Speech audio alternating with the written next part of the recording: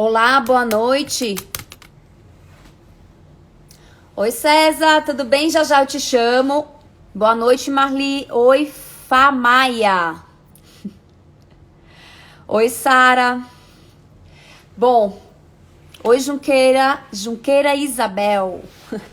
Tudo bem? Como é que vocês estão aí? Eu tô morrendo de frio hoje. Não sei como é que vocês estão aí, pelo menos aqui em São Paulo tá bem frio. E hoje é terça-feira e vamos começar mais uma live sobre zumbido. Sempre com um convidado diferente, com temas bem específicos dentro desse mundo aí de zumbido. E hoje quem vai me acompanhar para um bate-papo é o meu amigo Dr. César Bertoldo, que inclusive já chegou, né? Que já tá aqui me aguardando. E vamos falar sobre glúten. Oi, Fabi Camilo, tudo bem, querida? Oi, Flávia, tudo bom? Boa noite. Sejam bem-vindos. Para quem não me conhece, eu sou a Karina, eu sou fisioterapeuta. Eu trabalho com zumbido há quase 20 anos. Eu tenho um consultório aqui em São Paulo. Eu sou pesquisadora do grupo de pesquisa em zumbido aqui do Hospital das Clínicas da USP. Fiz meu mestrado e doutorado também em zumbido. E eu sou professora, docente em várias pós-graduações, tá? Em diversas cidades. E também eu sou professora de Mindfulness, eu ministro um curso, na verdade, né? Ministro um curso de Mindfulness centrado em zumbido. Então, só para pessoas com zumbido, que inclusive nós estamos aí toda segunda-feira. São 8 segundas-feiras aí para ajudar as pessoas a lidar melhor com o sintoma, tá? Bom, quem for profissional, manda um joinha. Quem são as pessoas que têm zumbido, que na verdade não são profissionais da saúde, coloca a mãozinha assim só para eu identificar quem é que tá nos seguindo hoje, quem é que tá participando, tá? Bom, oi Ramon, tudo bem? Então o Ramon tem zumbido provavelmente, né? Então, eu vou chamar agora o meu colega César. Então vamos lá. De vez em quando aqui dá uma travadinha, mas uma hora vai. Então eu tô vendo aí o pessoal respondendo, aí a Nanda, então tem zumbido, a Márcia tem zumbido. Pronto, já vou chamar. Mas muito profissional também, né, da área de saúde. Oi, Olá, Karina. César, tudo bom? Tudo bem? Boa noite. Boa Queria noite, que dizer bom. que é um prazer estar participando e espero contribuir alguma coisa aí para tirar as dúvidas sobre o glúten, né? Que é um tema que é bem diverso e muito interessante. Sim, muito, vai agregar bastante. Eu agradeço demais por você ter aceito o meu convite. Sempre um prazer, você que é um excelente profissional. Vira e mexe, eu vejo suas aulas aí no congresso.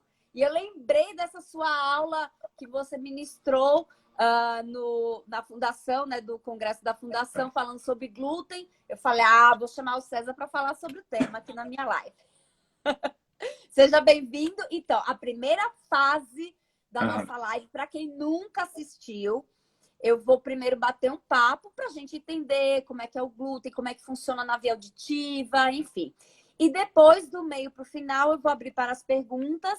Então, as pessoas que se interessam, né, tiverem dúvidas, podem mandar as perguntas de vocês, tá?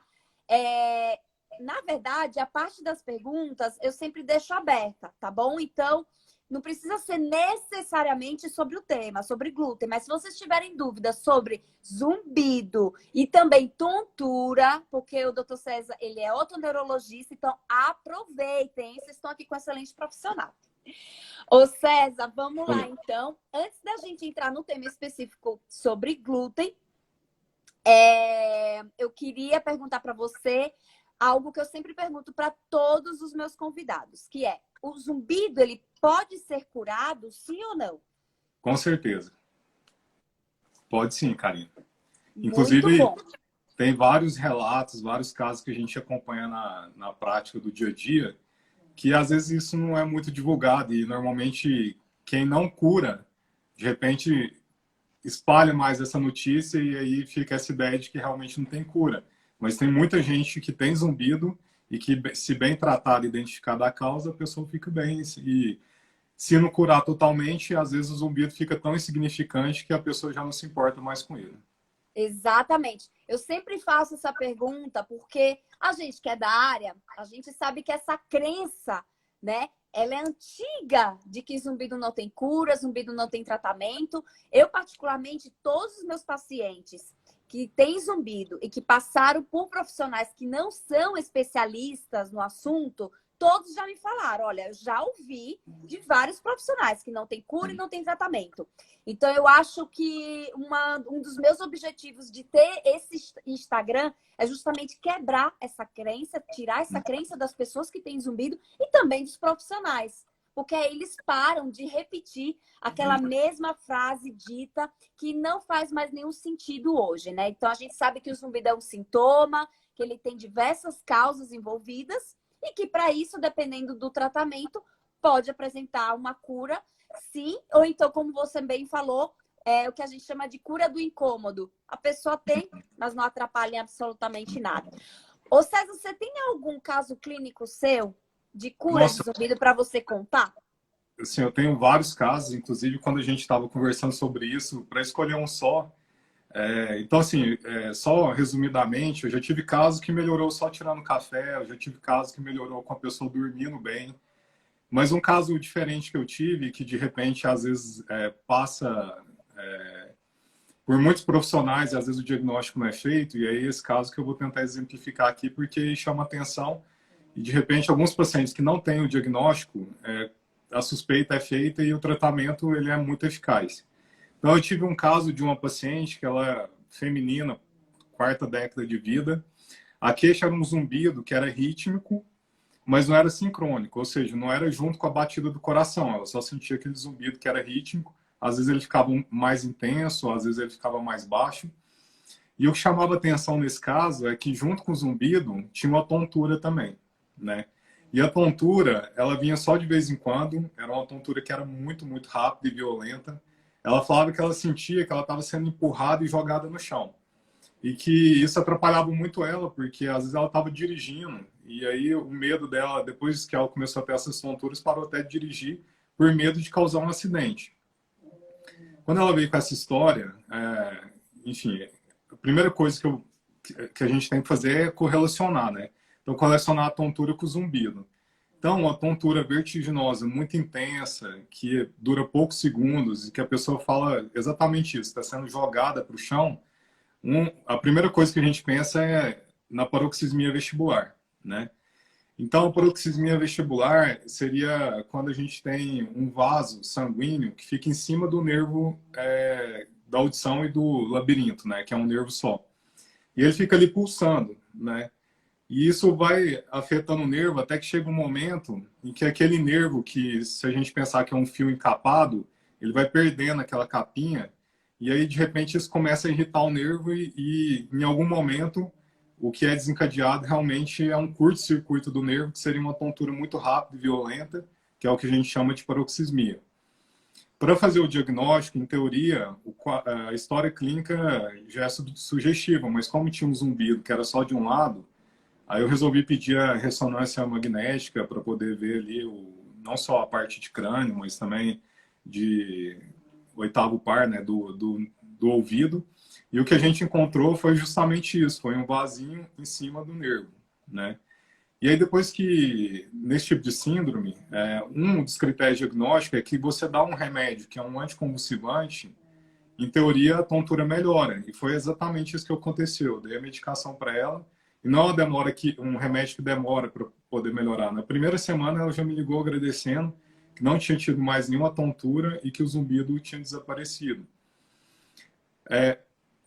Mas por curiosidade mesmo, eu pedi para ela um BERA, né, que é um exame que avalia a função do nervo da audição, e o BERA mostrava realmente um intervalo aumentado ali entre picos 1,3, mostrando que, ou seja, aquela alteração era bem no nervo mesmo, bem pontual. E é um caso que está, enfim, com dose baixíssima de anticonvulsivante, está bem, estou acompanhando. A maior parte desses casos, depois de 1 a 2 anos, eu consigo até tirar a medicação, a pessoa continua bem. E aí, enfim, é um exemplo aí de um zumbido que melhorou com o diagnóstico correto. Exatamente, juntamente no caso com a tontura, que é relativamente comum, né, César? Ter casos de zumbido junto com queixas de Isso. tontura, né? Então, vamos lá. Então, a gente vai começar as perguntas, né? Vou bater um papo aqui com o doutor César para a gente falar sobre o glúten. Então, César, o que seria, então, o glúten? Então, o glúten, na verdade, ele é um conjunto de centenas de proteínas, né? Que está presente principalmente no trigo, no centeio e na cevada, tá? Quase 90%, no trigo, por exemplo, que é o mais comum, a gente tem diversos componentes. Mais ou menos uns 10% é composto por proteína, que seria, dentro desse 10%, o glúten representa 90% do total de proteínas do trigo, né? Quando a gente fala em centeio e cevada, você tem proteínas que são muito semelhantes, não são exatamente as mesmas, mas para facilitar, convencionou-se chamar tudo isso de glúten. Ou seja, o glúten é um conjunto de proteínas que está presente tanto no trigo, no centeio e na cevada. Então, isso é o glúten, né? Certo. E no caso, por exemplo, eu acho que muita gente tem a curiosidade aqui de entender qual seria a diferença de sensibilidade a glúten, de intolerância a glúten, e se essa intolerância seria o que a gente conhece como doença celíaca. Então, quando a gente fala em glúten, e pensando em doença, a gente tem 3 apresentações mais típicas, né? Uma delas, e a mais grave delas, é a doença celíaca, que é uma doença que tem um fundo genético. Então, quase que 98% das pessoas eles vão ter um marcador genético, que é o HLA, DQ2 e DQ8, né? Só que não basta ter só esse gene, né? Tem que ter o glúten, que seria um agente externo. Quando a pessoa consome ele, as pessoas que têm a doença celíaca, elas vão ter uma alteração na junção entre as células do intestino. Em vez de elas estarem bem juntinhas, elas têm uns espaços entre elas. E o glúten, como ele é uma proteína que ele é muito utilizado para fazer pão, farinha, massa, para dar aquela consistência, elasticidade, o glúten em si, ele não é digerido, né? Então, ele é uma proteína que entra ali no intestino, mas que não é digerida. E se, quando ele chega no intestino, tem esses espaços entre as células, ele consegue entrar, né? E aí ele entra causando uma reação inflamatória naquele intestino. Dado isso, isso seria a doença celíaca, né? Que, ou seja, a pessoa tem uma alteração genética que, quando ela consome o glúten, esse glúten consegue entrar mais profundamente no intestino e causar um processo inflamatório ali no local. A gente tem uma outra apresentação também, que seria a alergia ao trigo, né? Então aí é diferente. Da mesma forma que quando a gente fala em rinite, a pessoa fala, tem alergia à poeira. No caso da alergia ao trigo, a pessoa vai consumir o trigo e ela vai ter uma reação alérgica ali no intestino por conta do consumo do trigo. É diferente. Então a mucosa do intestino vai ter os espaços, ela vai estar... a junção vai estar correta. O problema é que vai gerar uma inflamação ali, porque aquela pessoa ela tem uma alergia ao trigo. E, por fim, a gente tem uma terceira entidade, que seria a sensibilidade ao glúten, que é aquelas pessoas que você faz o teste, você faz a investigação diagnóstica para a doença celíaca, que é feita através da biópsia, né? E aí você faz uma biópsia ali, você identifica que tem ali as alterações inflamatórias são compatíveis, e você faz o teste e essa biópsia ela vem negativa, né? E os testes ali, os anticorpos também que a gente solicita também vêm negativos. E aí você faz o teste de alergia para trigo, aquele teste também vem negativo. No entanto, a pessoa tem sintoma gastrointestinal, né? E com esses dois outros testes negativos. E ela refere que esse sintoma gastrointestinal, ele aparece justamente quando ela consome alguma coisa que tem glúten. Então, essa sensibilidade ao glúten, e muita gente fala que o ideal seria chamar de sensibilidade ao trigo, porque também tem outras proteínas que estão ali no trigo, que não necessariamente ao glúten, e que poderiam desencadear esses sintomas também. E elas referem alguns sintomas gastrointestinais, e junto com isso, em todas essas três apresentações, a gente pode ter sintoma auditivo e pode ter sintoma vestibular, ou seja, você poderia ter perda auditiva, você pode ter zumbido e você pode ter tontura relacionada a essas três grandes entidades. Então, a perda auditiva também poderia estar relacionada a essas entidades. Isso.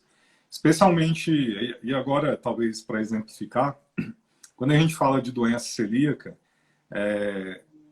você pode ter uma apresentação clássica só com sintoma gastrointestinal, que aí você flatulência, flatulência, diarreia crônica, enfim. Mas você também pode ter a doença celíaca com apresentação atípica. E aí, em vez da pessoa ter só sintoma intestinal, ela começa a ter sintoma extraintestinal. Ou seja, como o intestino está inflamado e ele absorve pouco ali os nutrientes, então você poderia ter falta de vitamina D, e aí o paciente pode ter osteoporose. Você pode ter deficiência de vários elementos ali que poderiam causar sintomas extraintestinais.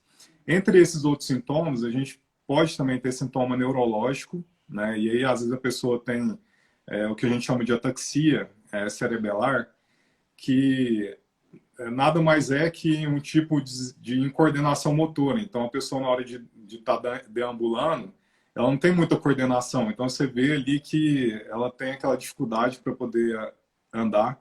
Você pode ter alteração de enzima hepática, você pode ter anemia, né, porque não absorve o ferro. Então, depois que eu estudei isso, eu fiquei lembrando, e você pode ter, como é uma doença que tem um fundo imunológico, associação com outras doenças autoimunes. Então, por exemplo, tireoidite. Aí, depois que eu vi isso, eu fiquei lembrando de um monte de paciente que me falava que tinha uma anemia, que tratava, e aquela anemia não melhorava. E que também tinha uma tireoidite, mas que acompanhava com endocrinologista de tempo em tempo, mas não sabia, né, mais detalhes. E no caso da audição, como você tem essas manifestações neurológicas também, e essas manifestações neurológicas, elas acontecem porque como geram imunidade contra o glúten, aqueles complexos ali entre imunocirculantes que ficam ali circulando na corrente sanguínea, eles podem se depositar no cerebelo, e em teoria você poderia também ter uma alteração do nervo auditivo. E aí a gente tem alguns trabalhos que mostram isso. Eu achei 3 trabalhos bem interessantes, todos turcos, eu não sei se foi uma coincidência. 2 deles, um em 2010, um em 2012, que mostraram que pegaram crianças que tinham diagnóstico de doença celíaca e comparavam com crianças normais. E aí você fazia ali os testes audiológicos todos. Fazia audiometria, fazia autoemissões.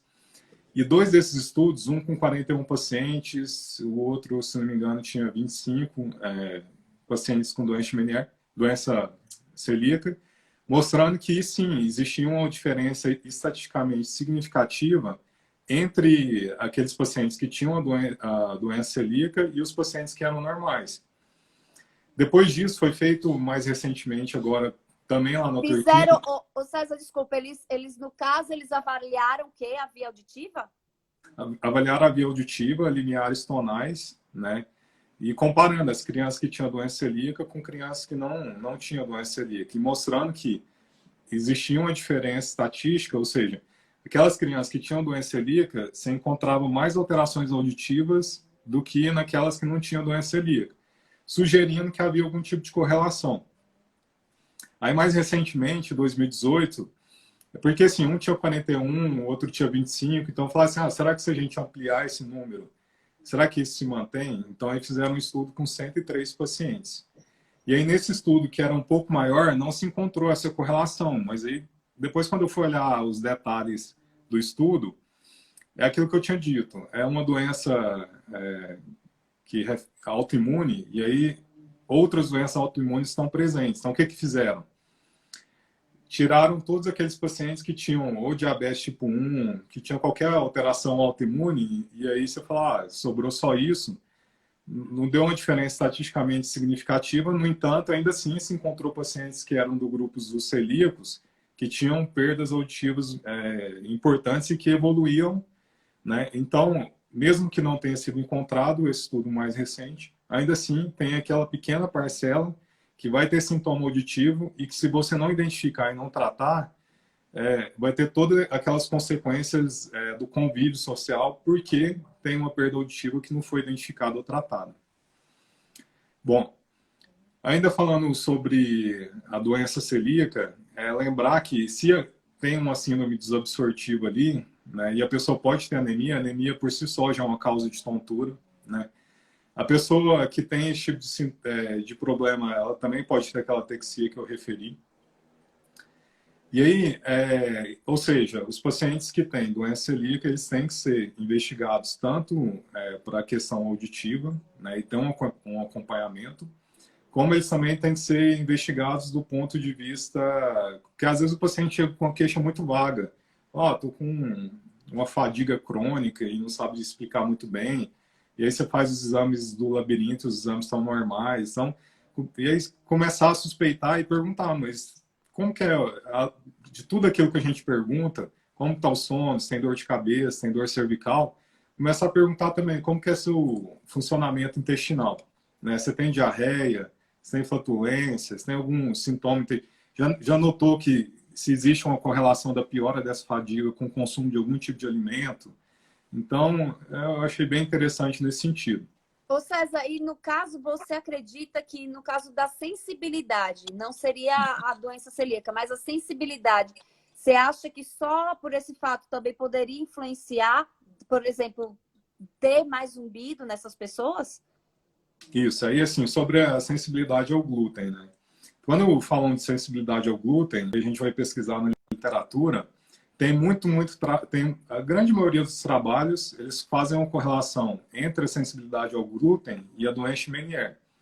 E aí, recentemente, a gente tem visto um monte de lives e de palestras que o pessoal começa a falar dos subgrupos do Meniere, né? Então, você vai ter um Meniere que, às vezes, ele entra naquele subgrupo que é um Meniere junto com algumas características de enxaqueca. Você vai ter aquele subgrupo também do Meniere que ele vem associado a algum tipo de doença autoimune. E aí o que eles tentam tipo, fazer uma correlação entre o Meniere e a sensibilidade ao glúten. E aí a gente tem alguns trabalhos que são muito interessantes. Tem um trabalho italiano que foi feito em 2012, né? Que eles pegaram uns 58 pacientes que tinham doença de Meniere, né? E 25 controles saudáveis e 25 pacientes que tinham algum tipo de alergia, né? E resolveram, e tinham essa queixa relacionada ao glúten, né? Então, falavam que tinha algum sintoma intestinal relacionado e tal. E o que fizeram? Resolveram fazer um prick test, que é aquele teste alérgico que você faz as puncturas no braço e depois coloca ali o alérgeno. E aí pegaram um peptídeo ali do glúten, que seria a gliadina, e pingou em cima, né? Então, a princípio, eles estavam pensando em alergia, porque esse teste seria um teste alérgico. Só que quando a gente está falando de teste alérgico, a resposta é mais imediata.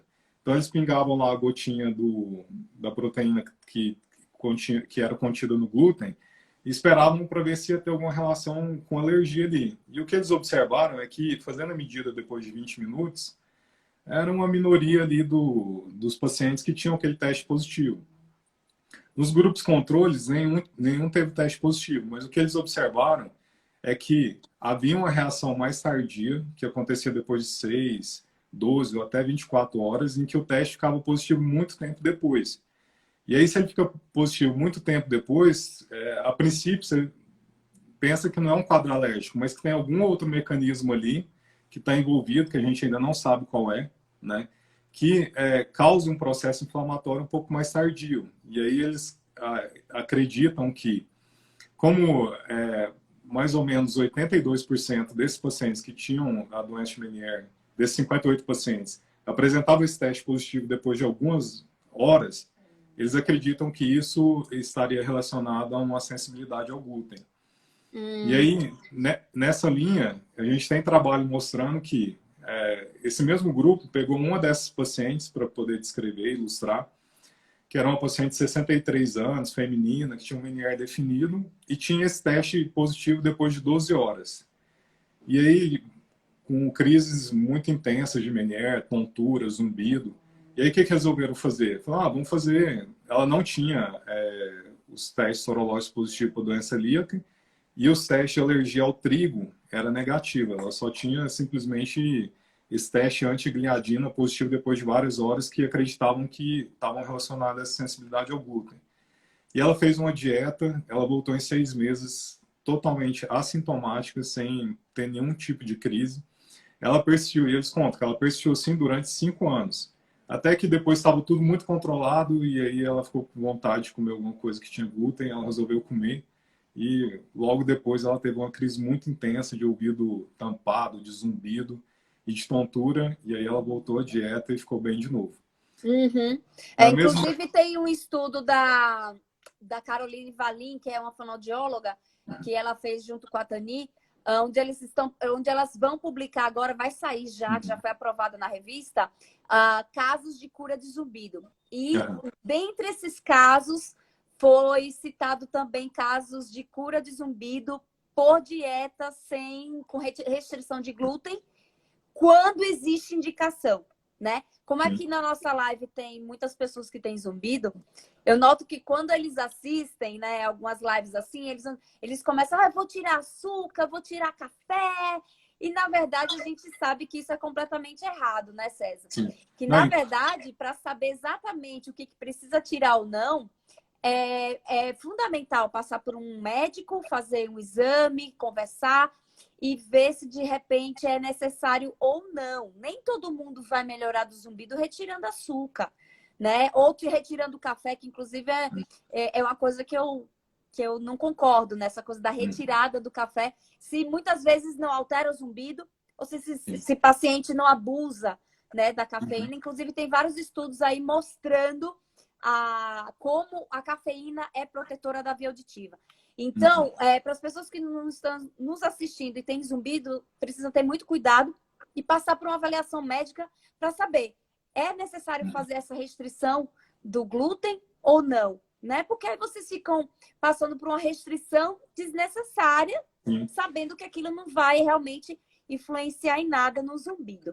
Inclusive, falando sobre isso, quando a gente fala em dieta sem glúten, lembrar que não é uma dieta que ela é livre de efeitos colaterais. Então, você acredita que o glúten ele tem um papel em manter controlados os níveis de triglicéridos, de colesterol. Então, quando você tira totalmente o glúten, você observa uma tendência a aumentar esses níveis. Se você tira, inclusive há um tempo atrás, porque tinha muita celebridade falando que estava emagrecendo, fazendo dieta sem glúten. Sim.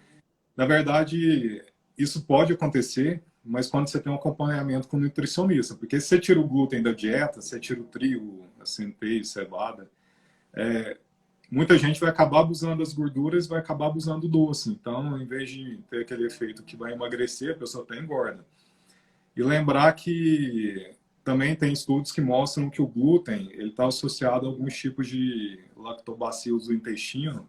Então, se você faz uma dieta totalmente sem glúten, pode acontecer também de você, inclusive nos pacientes que precisam fazer, você tem que estar acompanhando essa questão aí da dosagem de vitaminas, de elementos, porque você pode ter deficiência também.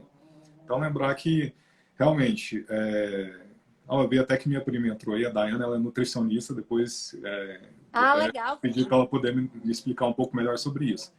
Mas você não pode tirar totalmente o glúten sem ter um acompanhamento nutricional em conjunto, porque senão, de repente, você pode piorar. Sim, inclusive eu tenho uma pessoa da minha família que foi um médico, na verdade, um especialista, não era otorrino, mas ela não tinha zumbido, mas estava com um pouco de tontura, enfim. E aí ele falou assim, retira completamente o glúten. Ele só falou isso, retira tudo. E aí ela retirou, nossa, César, ela disse que a crise de tontura piorou muito, muito. Aí quando ela colocou de novo na dieta um pouco mais do glúten, aí melhorou, estabilizou. Então tem que ter esses cuidados. Ô César, também tem a relação dessa questão do glúten com alguma coisa na pele? Tem. Então, assim, tem a relação tanto da doença celíaca, que aqueles mesmos imunocomplexos que ficam circulando podem ir depositar lá no cerebelo e dar aquela ataxia. Você pode também ter uma apresentação da doença celíaca que chama dermatite herpetiforme, que é a presença de pápulas com vesículas que são pruriginosas, ou seja, que coçam, que ficam nos cotovelos, na anca e também nas dobras aqui do joelho. E você pode ter também, quando a gente fala de alergia ao trigo, né, você pode ter, tem 4 apresentações. Poderia ter a asma, que é a asma do padeiro, que é muito comum, está presente mais ou menos os 8% dos padeiros. Pode ter, Nossa, é interessante, porque pode ter eles né, isso. manuseiam tudo, né? Você pode ter rinite e você pode ter uma reação alérgica que a gente chama de hipersensibilidade do tipo 4, que é a lesão na pele também, uma alergia que é desencadeada e que aparece na pele em decorrência de ter consumido o trigo. Então você pode ter essas 2 apresentações, tanto na doença celíaca quanto Tá. também na alergia ao trigo, né? Ô César, e no caso da sensibilidade ao glúten, pode ter tanto, no caso assim, a sensação de diarreia, mas também do intestino um pouco mais preso? Pode, então. Inclusive, isso é muito interessante. Que no caso da doença celíaca, como irrita muito o intestino ali, a maioria dos casos é diarreia crônica. Mas no caso da sensibilidade ao glúten, você pode ter constipação. Inclusive, lembrar que às vezes a pessoa tem esse sintoma, mas tem que ser excluído outras doenças, como, por exemplo, a síndrome do intestino irritado, que seria mais uma alteração funcional. A doença de Crohn, que é uma doença inflamatória do intestino, também poderiam dar os mesmos sintomas. Por isso que, se não me engano, em 2015, fizeram em Salerno, né, uns critérios diagnósticos para sensibilidade ao glúten. Então, em teoria, você teria que ter pessoas que se referem a algum tipo de sintoma depois que consomem glúten, que foram descartadas a doença celíaca e a alergia ao glúten, e aí você teria que fazer um teste duplo. Primeiro você faz um teste tirando o glúten e ver se a pessoa melhora. E depois de um certo tempo, você dá o glúten para a pessoa para ver se ela piora. Então, assim, você vê que não é um diagnóstico muito fácil. Inclusive, tem trabalhos aí que tentam fazer revisão para determinar a prevalência disso, mas é muito difícil, porque é multifatorial. Então, você teria que ter excluído totalmente as outras causas e ter feito esse teste. Muitas vezes a pessoa melhora, ela não quer fazer um teste depois dando glúten de novo para ver se ela vai piorar. Às vezes ela quer ficar sem o glúten. Então, é interessante isso. Ô César, e uma coisa que eu acho interessante, sabe esses pacientes que falam assim, olha, quando eu tomo cerveja, eu noto que meu zumbido aumenta. Daí, quando você vai perguntar assim, e outras bebidas? Se você tomar uma vodka, um whisky, por exemplo, aumenta? Então, Não, é só com cerveja. tá. Isso mostra, de repente, algo relacionado ao glúten? Então, mostra por quê. Porque, assim, como eu disse, o glúten está presente no trigo, no centeio e na cevada. Né? Quando a gente fala em cevada, a gente lembra da cerveja. E quando a gente fala do uísque e de outras bebidas, a gente lembra muito do centeio. Né? Então, como eu disse, convencionou chamar-se as proteínas são semelhantes todas de glúten, mas elas são discretamente diferentes. Então, você poderia ter, às vezes, com a cerveja e às vezes com uísque não, ou o contrário também poderia acontecer. Certo, perfeito. Gente, podem mandar perguntas agora. Agora deixa eu, vou voltar aqui, para começar a Posso, pegar aqui. enquanto você procura, posso citar um trabalho aqui, porque eu falei da doença celíaca e falei da sensibilidade ao glúten. Tem um trabalho que foi feito pensando em alergia ao trigo, que fizeram o seguinte: por telefone, recrutaram pacientes que eram sugestivos de doença de Meniere. Né? Esses pacientes vieram e aí, depois, pela triagem médica, eles foram confirmados como ou um caso definido ou um caso provável. E fizeram testes de alérgenos alimentares e aeroalérgenos. E aí, fizeram um EcoG antes, né, antes desses testes, para documentar. E aí encontrou-se que esse EcoG ele era alterado nesses pacientes em mais ou menos 23%. E aí depois pegaram aquele alérgeno que tinha dado mais positivo e fizeram um reteste, né? Aumentaram um pouquinho ali a exposição àquele alérgeno. E fizeram o EcoG depois. E aí aquela positividade que era em média 23%, ela passou para mais de 70%. Mostrando que também, quando a gente fala em alergia, poderia estar relacionado aos sintomas do Meniere. Perfeito, muito bom. Gente, é o seguinte, eu vou começar a ler as perguntas de vocês. Vocês podem mandar perguntas, não só sobre glúten, mas qualquer pergunta sobre zumbido e tontura, geral, tá? Vamos aproveitar o Dr. César que está aqui. E 2 pedidos.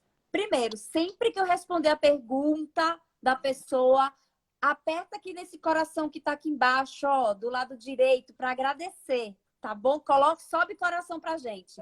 E segunda coisa, se puder printar a tela para divulgar nos stories de vocês, marca o Dr. César, que isso daí ajuda as pessoas a saber que existem lives sobre zumbido. Vamos divulgar, tá bom? Então, primeira coisa, a Sara SBDO. Há 4 anos apareceu um zumbido no meu ouvido direito. É um apito 24 horas. Tem momentos que acho que vão enlouquecer. Já fiz tratamento, já usei aparelho e até o momento nada surtiu efeito. O que é que você pode falar para ela, César? Nossa, é que assim, quando a gente fala em zumbido, né, tem o zumbido que é relacionado à perda auditiva, né, e em 90% dos casos você encontra alguma alteração na audiometria. E quando você coloca o aparelho, muitos desses zumbidos melhoram. Naqueles casos em que não melhora, né, você tem que começar a investigar as coisas que estão ali adjacentes, né? Então, pode ser que tenha alguma alteração metabólica, pode ser que tenha alguma alteração hormonal, pode ter algum problema de ATM. E aí, falando agora no super especialista no tema, você pode ter algum ponto gatilho na cervical, que depois que você tira aquilo, às vezes o zumbido melhora também.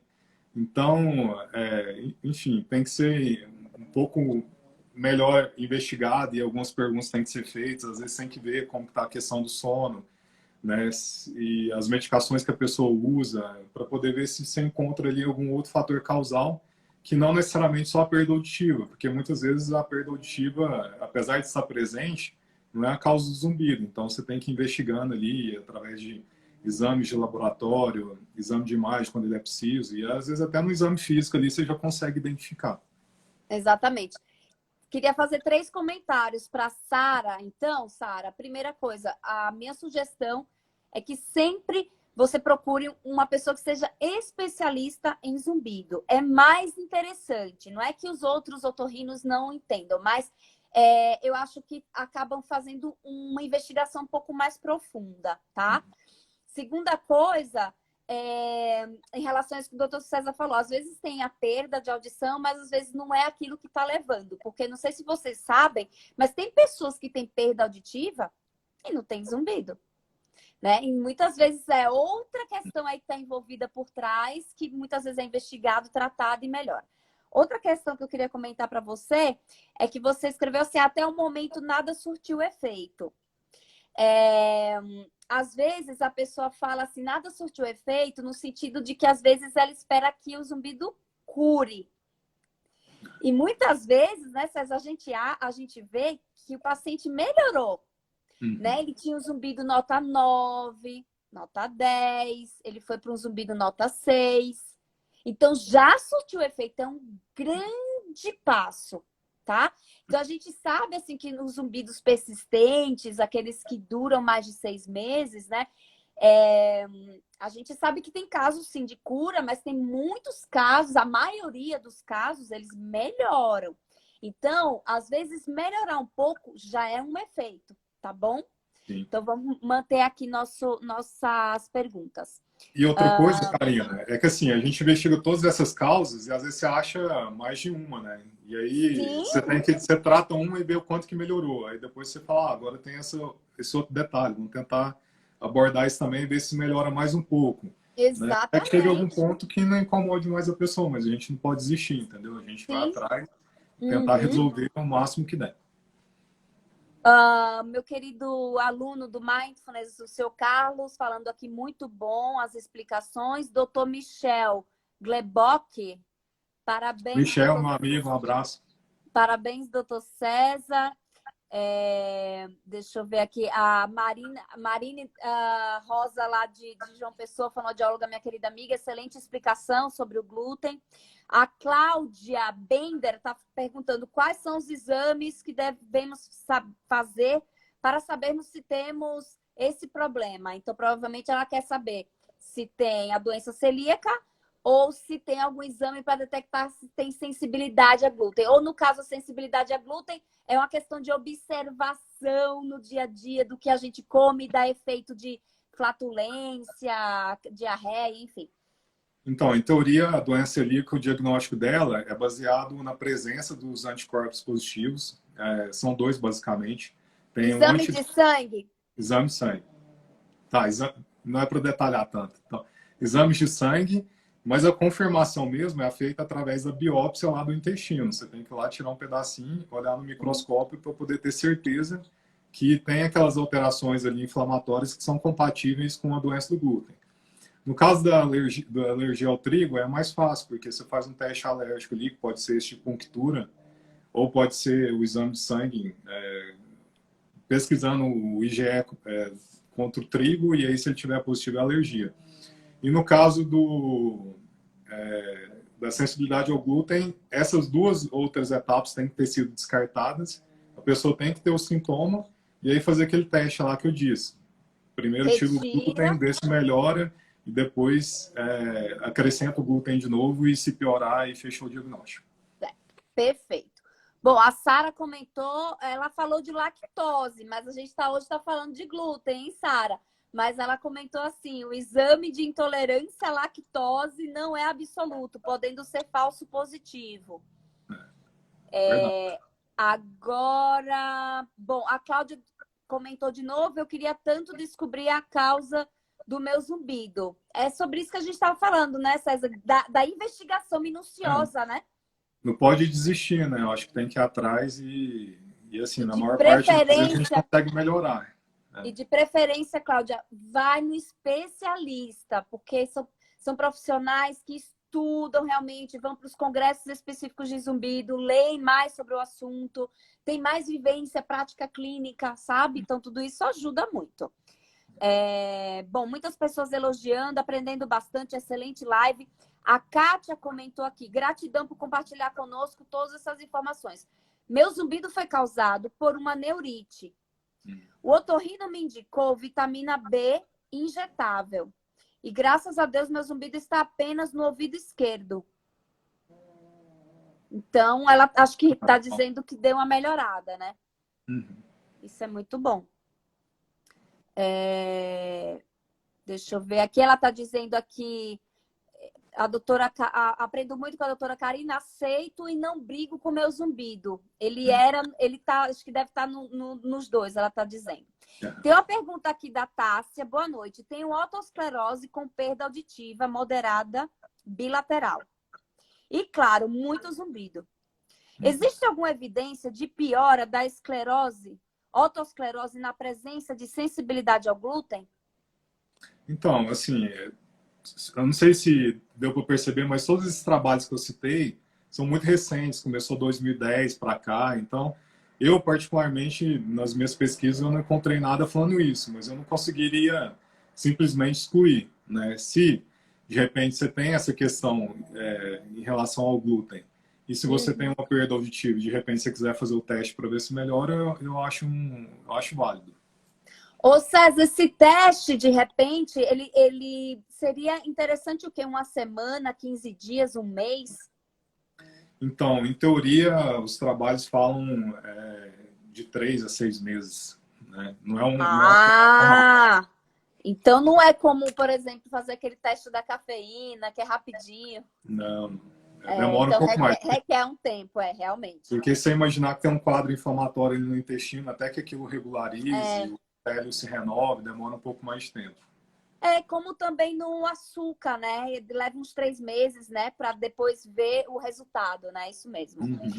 O Daniel Alves Nóbrega está perguntando, existe algum remédio, medicamento para pelo menos diminuir o zumbido?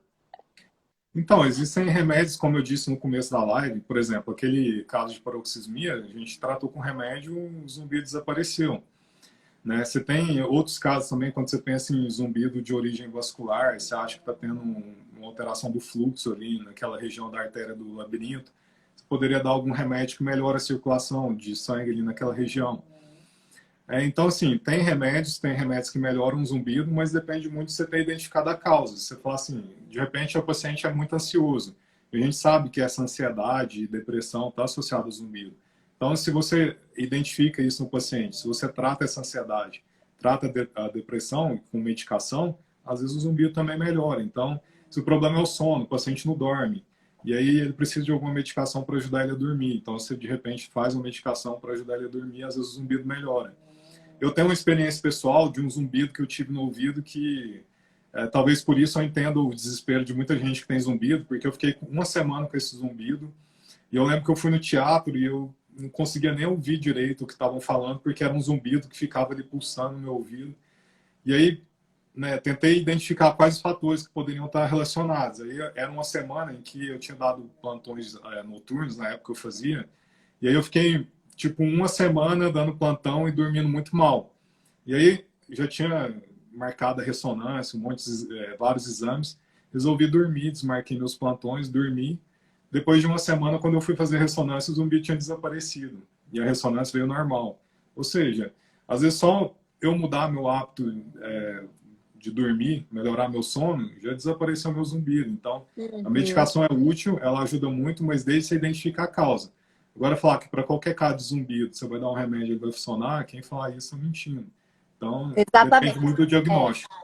Essa é uma dúvida que vira e mexe o pessoal pergunta, né, César? Então, assim, Daniel, não existe um medicamento feito para zumbido. Existe um medicamento que vai ser dado para combater a causa.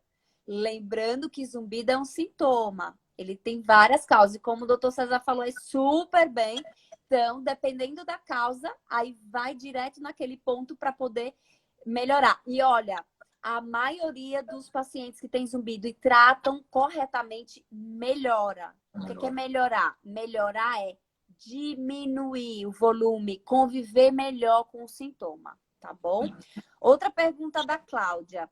Eu tenho ouvidos tampados, tontura e zumbido. Eu posso ter Meniere? Qual exame fazer para ter certeza absoluta? Então, quando a gente tem vários exames que são feitos para poder investigar melhor o Meniere, no entanto, quando você vai lá nos critérios da Sociedade Barney, que é a nossa sociedade mora aí para poder falar de Meniere, os critérios, a maioria, são clínicos, exceto pela necessidade de, às vezes, a gente fazer uma audiometria, que seria um exame da audição, para documentar que durante as crises de tontura, de ouvido tampado e zumbido, existe um rebaixamento ali da audição, que depois de que a pessoa sai da crise, às vezes você nota que houve uma melhora. Então, o único exame que seria, em teoria, necessário para o diagnóstico seria a audiometria, mas atualmente a gente tem vários recursos e pode ser que isso mude. Então, a gente fala muito do EcoG positivo, que seria um exame para saber se tem ou não o líquido lá aumentado dentro do labirinto. Tem ressonância, que atualmente às vezes você consegue ver essa dilatação dentro do labirinto, que sugere Meniere, mas em teoria, né, uma audiometria e uma história clínica bem feita, né, que são episódios de tontura que duram de 20 minutos, pelo menos dois, né, que duram de 20 minutos até 12 horas, que vem acompanhado de zumbido, né, de alteração ou flutuação da audição, ouvido tampado, e que não é melhor explicado por nenhum outro diagnóstico. Então, basicamente é isso. Ô César, no caso do Meniere, quando a pessoa sai da crise, o zumbido pode desaparecer e só vir na crise ou geralmente o zumbido permanece? Geralmente. Pode ser que a pessoa tenha um zumbido e ele piore na crise. Aí, mas ele não desaparece quando sai da crise? Pode ser que ele venha só na crise, mas pode ser que a pessoa tenha um zumbido que persiste fora da crise. Tá. E aí depois, na crise, ele só aumenta de volume. Aí eu vi ali a Rezende Faver Linhares. Ela falou que é só necrópsia. Realmente, o diagnóstico certeza do Meniere seria se fazer uma necrópsia lá e ver se tem ou não. Mas a gente tem o diagnóstico definido, ou seja, o diagnóstico provável e o diagnóstico possível. Então, a gente tem várias classificações. Como a necrópsia a gente não vai fazer em praticamente, né, ninguém que está vivo, né, para fechar o diagnóstico Meniere, que seria esse Meniere definido, aí sim aqueles critérios que eu falei. Queria só mandar rapidinho um abraço. Eu vi a Núbia, vi o Thiago, vi a Nete, vi a Lúcia, vi um monte de gente que eu conheço. Rogério, se eu esqueci de alguém, desculpa. Tá com fã-clube aí, hein, César? Muito bom. Deixa eu ver aqui. Marina Panelli. Eu tenho zumbido. Curva tipo A, audiometria normal, mas com graves em 30. Eu tenho 33 anos. Acha necessário buscar ajuda médica? Tem zumbido, né, César? E se incomoda, né? É.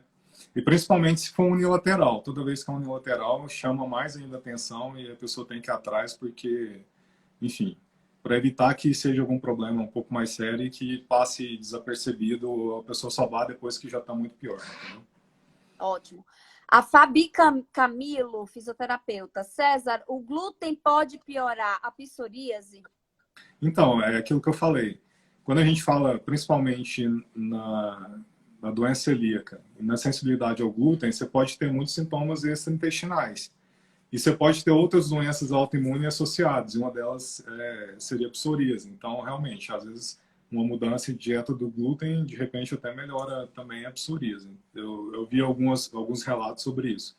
Né? Não é a única causa, mas se tem uma sensibilidade ao glúten, vale a pena fazer o teste. Perfeito. A Isabel Junqueira. Tenho fibromialgia e DTM, que é bem comum. Né, a DTM vem junto com fibromialgia. Às vezes eu tenho tonturas,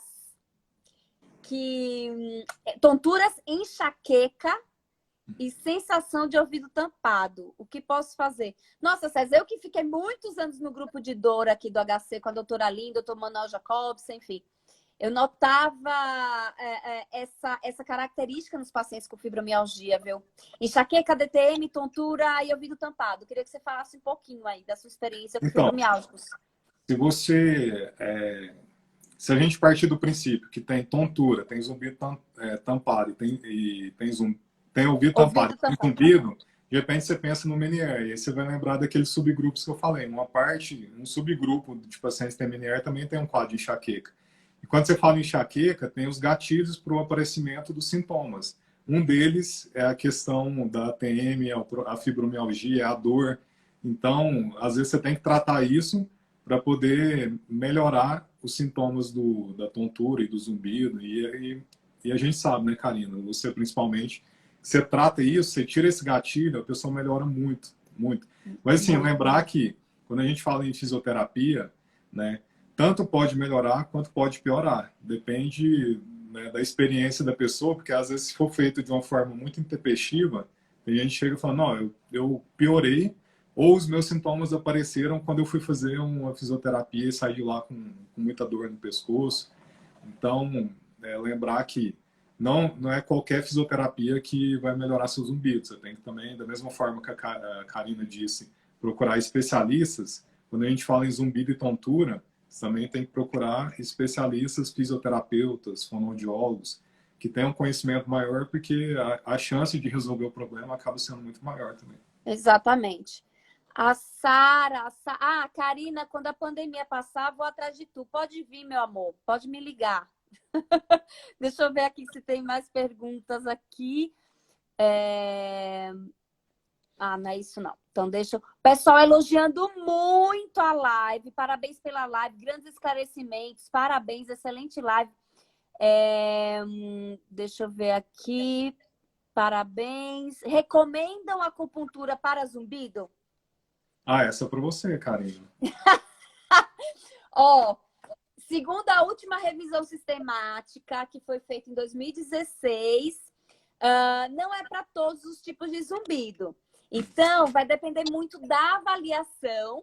Sim, ajuda bastante, sim, em determinados grupos de pacientes. Então, pacientes jovens, pacientes que têm esse zumbido tonal, que é tipo apitinho, né? Tem uma live que eu fiz com o Dr. Hector Nishi só sobre acupuntura, tá? Então, foi bem bacana. E sim, viu? E eu acho assim, na minha opinião, na parte prática, eu vejo assim, resultados com pacientes que têm uma ansiedade mais forte, que têm uma qualidade de sono ruim. Eu noto que ao fazer acupuntura, muitas vezes associada, lógico, com outros tratamentos, né? Porque é um tratamento complementar, tem resultados interessantes, viu? Acho que, de repente, se você puder falar com o seu médico e tentar. É muito bom. Karina, deixa eu só me corrigir aqui, que eu tinha dito de 3 a 6 meses, mas de acordo com os critérios lá Sim. desse Salerno, na verdade são 6 semanas, tá bom? Ah, peraí, É então um deixa eu pouco mais anotar aqui. curto, desculpa. Certo. É porque eu falei, nossa, é bastante, 3 a 6 meses. Eu falei, É, caramba, é assim, bastante.